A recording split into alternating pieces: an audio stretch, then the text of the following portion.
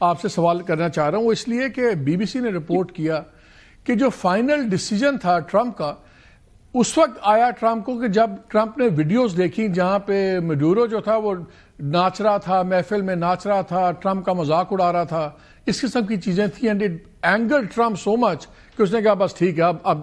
ٹھوک دو اس کو، اور پارٹیز کے اندر بھی سب کچھ۔ پاکستان آج کل بڑا ہم خوش ہیں کہ ہمارے ٹرمپ سے بڑے اچھے ریلیشنز ہیں، لیکن ہم نے یہ دیکھا کہ جہاں ٹرمپ کی پرسنل بات آپ انکار کر دیں تو ٹرمپ کسی بھی حد تک جا سکتے ہیں۔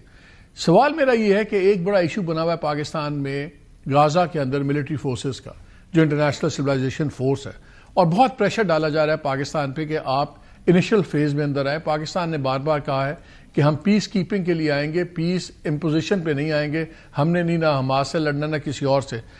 اب جو ٹرمپ نے شو کرایا اپنا یہ ہاتھ جس طرح کا، کتنا پریشر پاکستان پہ بن سکتا ہے اور پاکستان کس طرح اس کو ڈیل کرے؟ بیکاز اب امریکہ کا ایشو نہیں، اب ایشو ہے کہ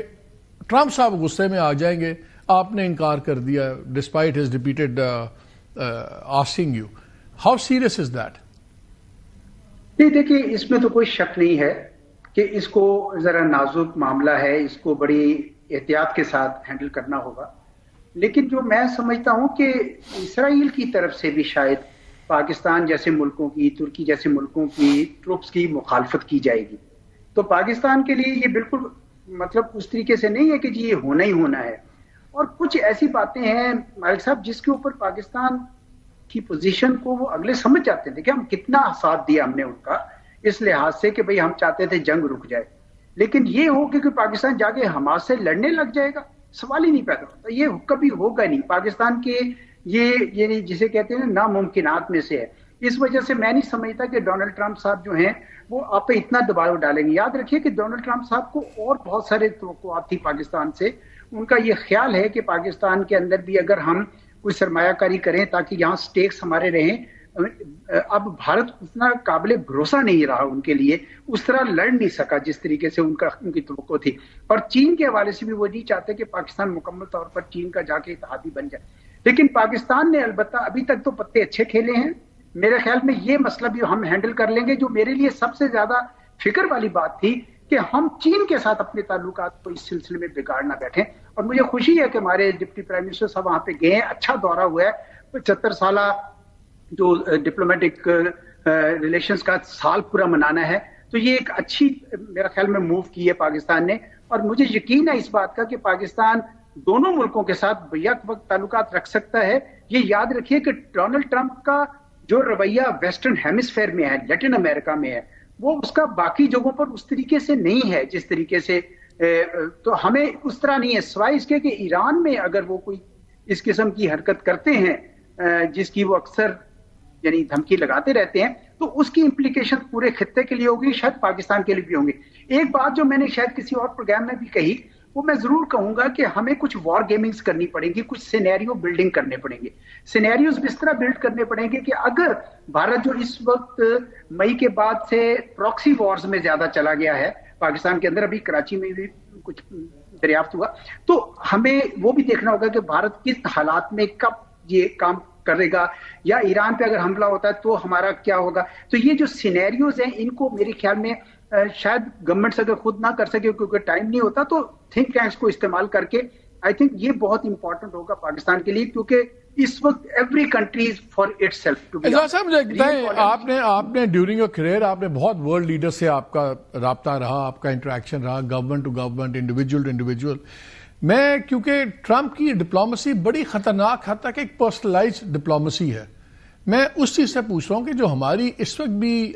ریلیشن شپ بنی ہے امریکہ سے، وہ بڑی پرسنلائزڈ ہے، وہ بار بار تعریف کرتے ہیں فیلڈ مارشل کی، وہ بار بار تعریف کرتے ہیں پرائم منسٹر کی، اور وہ انڈیویجول بیسڈ کانٹیکٹ ہے۔ یہ ریلیشن شپ میں خطرہ یہ بھی ہوتا ہے کہ اگر آپ انڈیویجول سے ناراض ہو جائیں تو آپ ملک سے ناراض ہو جاتے ہیں۔ میں اس لیے پوچھوں کہ کیا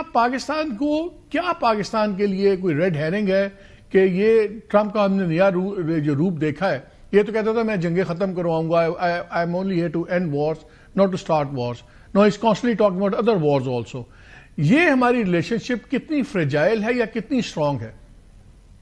دیکھیے امریکہ کے ساتھ تعلقات کی جو ہماری تاریخ ہے وہ ہمیشہ ٹرانزیکشنل رہی ہے، آپ کو پتہ ہی ہے اس بات کا، اور کبھی اس میں اتار چڑھاؤ آئیں گے۔ آج اگر چڑھاؤ آیا تو ہمیں یقین ہونا چاہیے کہ اس میں اتار آئے گا ہی آئے گا، اور امریکہ کے بھارت کے ساتھ تعلقات نارمل ہونے ہی ہونے ہیں۔ لیکن میرا نقطہ یہ ہے کہ جب اتار ہوگا تو ہوگا، جب چڑھاؤ آیا تو اس کا فائدہ اٹھایا جائے، کیونکہ امریکی سرمایہ کاری خصوصاً آئل اینڈ گیس میں یا ہمارے منرلز میں اگر آتی ہے تو یہ پاکستان کی سلامتی میں سٹیکس بلڈ ہوتے ہیں، اور چین کے ساتھ بہت امپورٹنٹ ہوگا، کیونکہ آپ دیکھیں کہ سارے ملک اس وقت کوآپریشن اور کنفرنٹیشن دونوں کر رہے ہیں نا، سائملٹینیسلی کر رہے ہیں، ایشو بیسڈ الائنسز ہیں۔ تو مجھے اتنا زیادہ پریشانی نہیں ہے کہ امریکہ جب ہم سے یہاں سے ہٹے گا تو اس نہج میں پہنچ جائے گا کہ شاید ہم پہ اٹیک کر رہے یا اس طرح، وہ نہیں کرے گا۔ I don't anticipate that. نہ کوئی پاکستان نے اس قسم کا کوئی پوزیشن لینی ہے۔ ہم یہ غزہ میں تھوڑا بہت ہو سکتا ہے، لیکن مجھے اس پہ سیونگ گریس نظر آ رہی ہے کہ اسرائیل نے پہلے ہی سگنلز دیے ہوئے ہیں کہ پاکستان کو ہم نہیں وہاں دیکھنا چاہیں گے، تو میں اتنا زیادہ اس سے زیادہ خائف نہیں ہوں۔ چین کے بارے میں البتہ مجھے زیادہ فکر تھی کہ وہ کہیں غلط سگنلز نہ لے لیں، اور مجھے شکر ہے کہ گورنمنٹ جو ہے وہ اس طرف دھیان کر رہی ہے۔ سر وینیزویلا میں دیکھیں بڑی سٹرونگ ملٹری تھی، ان کی انٹرنل اکانومی بری حالت میں تھی، اگرچہ ریزروز وغیرہ سب کچھ ہے، عام آدمی کی حالت بری تھی اکنامیکلی، پولیٹیکل ڈیوائڈ بہت سٹرونگ ہے۔ پاکستان میں بھی کچھ اسی قسم کے حالات نظر آ رہے ہیں۔ What is the lesson for Pakistan? یہ لیسن یہی ہے کہ آپ کی وہ جو ٹرائی پوڈ نہیں تھا نیشنل سیکیورٹی کا جو بنایا گیا تھا نیشنل سیکیورٹی پالیسی میں، کہ آپ کا ٹریڈیشنل ڈیفنس اور اکنامک سیکیورٹی اور ہیومن سیکیورٹی تینوں مضبوط ہوں گے تو قوم مضبوط ہو جائے گی۔ ہمیں اس طرف سچی بات ہے زیادہ ہم نے توجہ دی نہیں ہے، نہ اکنامک سیکیورٹی پہ دی ہے پوری طریقے سے توجہ، اور ہیومن سیکیورٹی پہ تو ملینز بچے جو ہے نا اسکول سے باہر ہیں۔ ہم پاکستان کی جو ان معاملات پہ اگر کریں، اور دوسرا کچھ پاکستان کے متعلق جو ہے نا تھوڑی بیان جیسے کہتے ہیں نا کہ ذہن سازی بھی مثبت کرنی چاہیے۔ ہم اپنی اتنی کامیابی بھی ملی ہمیں مئی کے بعد سے، لیکن اس کے بعد کئی ایسے لوگ ہیں، میں بھی ایک ہمارے دوست نے آرٹیکل لکھا، اس کا ٹائٹل تھا شیم آن اس۔ میں نے کہا خدا کا نام لیں یار، پاکستان میں اتنی جو مثبت چیزیں ہوتی ہیں ہم اس طرف جاتے نہیں ہیں، اور اپنے آپ کو خود ہی پچھاڑتے رہتے ہیں۔ کچھ تھوڑا سا اپنے آپ کو اٹھائیں، لیکن اقتصادی معاملات میں سمجھتا ہوں کہ سب سے زیادہ آپ کو تو لوگوں کا رسک بڑھے گا۔ آپ مجھے پتا ہے مالک صاحب، آپ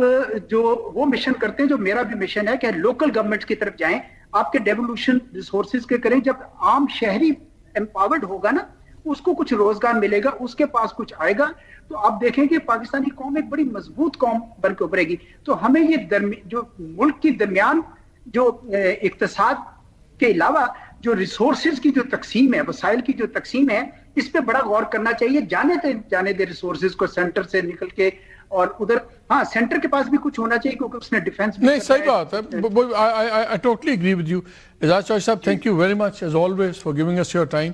ناظرین بات وہی کر رہے تھے اعجاز صاحب، جو بات بھی سمپل ہے، آپ بھلے جتنے مرضی اسٹرانگ مین ہوں، آپ بھلے جتنی مرضی طاقتور آدمی ہوں اپنے ملک کے اندر، اگر آپ عوام کو امپاور کریں گے تو آپ کی پاور کو دوام ہوگا۔